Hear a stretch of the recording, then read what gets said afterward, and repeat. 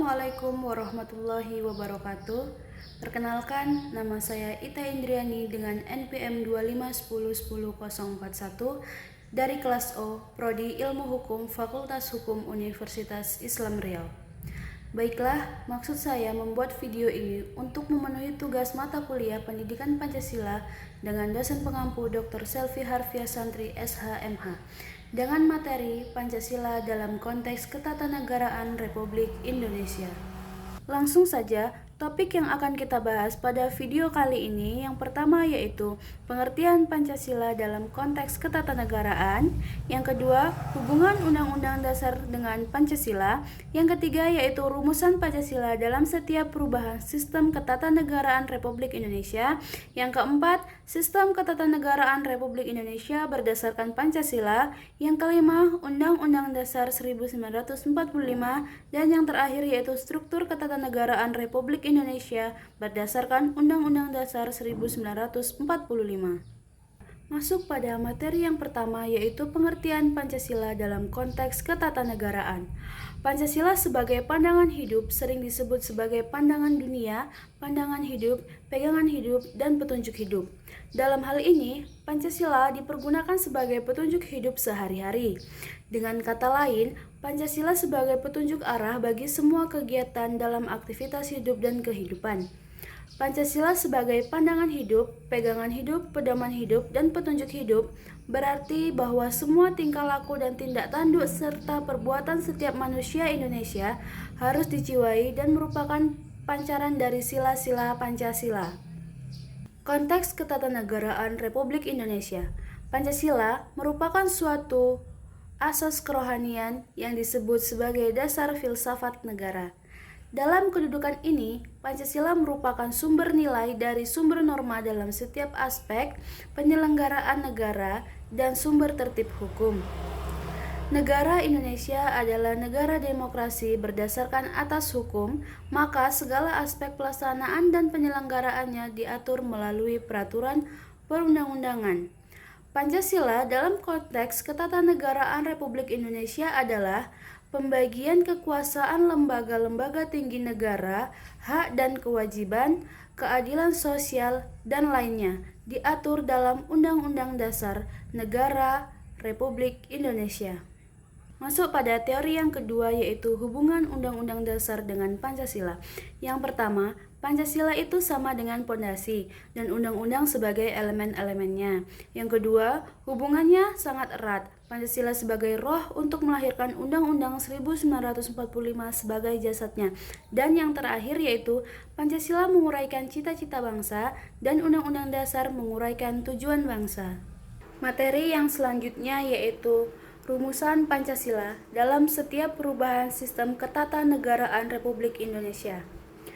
Apabila dilihat sejak pertama kali rumusan Pancasila dicetuskan sampai pada perumusan yang terakhir, yang berarti sejak konsep Pancasila didengungkan di sidang Badan Penyelidik sampai dengan waktu Bung Karno mendekretkan kembali berlakunya Undang-Undang Dasar 1945 yang terjadi pada tanggal 5 Juli 1959 akan ditemukan sebanyak 7 rumusan Pancasila.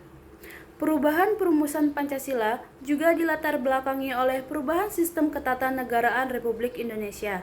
Mulai dari negara kesatuan pada 1945, lalu berubah menjadi serikat pada tahun 1949, dan pada tahun 1950 kembali menjadi negara kesatuan. Jadi, terdapat 3 rumusan Pancasila yang muncul akibat berubahnya sistem ketatanegaraan Republik Indonesia. Selanjutnya yaitu sistem ketatanegaraan Republik Indonesia berdasarkan Pancasila dan Undang-Undang Dasar 1945. Negara adalah suatu wilayah yang ditempati oleh sekumpulan masyarakat yang mempunyai keinginan untuk bersatu yang diatur dalam sebuah organisasi yang berbentuk pemerintahan yang mengatur berbagai kehidupan bersifat mengikat, memaksa, dan bertujuan untuk menciptakan kehidupan yang aman, tertib, damai, sejahtera. Hukum Ketatanegaraan Indonesia telah disebutkan dan dijelaskan dalam UUD atau Konstitusi Negara Indonesia. Ada 2 perbedaan dalam memaknai istilah Undang-Undang Dasar dan Konstitusi menurut tokoh paham kaum lama Hermann Heller Nyatanya bahwa undang-undang dan konstitusi itu berbeda. Konstitusi memiliki 3 pengertian, yaitu yang pertama, konstitusi merupakan kehidupan politik dalam bermasyarakat. Yang kedua, kegiatan mencari unsur-unsur hukum dan konstitusi yang berlaku dan dijadikan sebagai kaidah hukum. Makna konstitusi disebut dengan undang-undang dasar. Yang ketiga, tulisan naskah sebagai undang-undang dasar tertinggi dalam suatu negara. Masuk pada materi Undang-Undang Dasar 1945. Undang-undang diartikan sebagai peraturan yang mengatur suatu negara, baik yang tertulis ataupun tidak tertulis. Undang-undang dasar adalah kumpulan aturan yang ketentuan dalam suatu kodifikasi mengenai hal-hal mendasar atau pokok ketatanegaraan. Suatu negara diberikan sifat kekal dan luhur, sedangkan untuk merubahnya diperlukan cara yang istimewa serta lebih berat kalau dibandingkan dengan pembuatan atau perubahan peraturan perundang-undangan. Pengertian: undang-undang ialah kumpulan aturan atau ketentuan dalam suatu kodifikasi mengenai hal-hal yang mendasar atau pokok ketatanegaraan suatu negara, sehingga kepadanya diberikan sifat kekal dan luhur, sedangkan untuk mengubahnya diperlukan cara yang istimewa serta lebih berat kalau dibandingkan dengan pembuatan atau perubahan peraturan perundang-undangan sehari-hari. Adapun yang dimaksud dengan Undang-Undang Dasar menurut Undang-Undang Dasar 1945 adalah hukum dasar tertulis.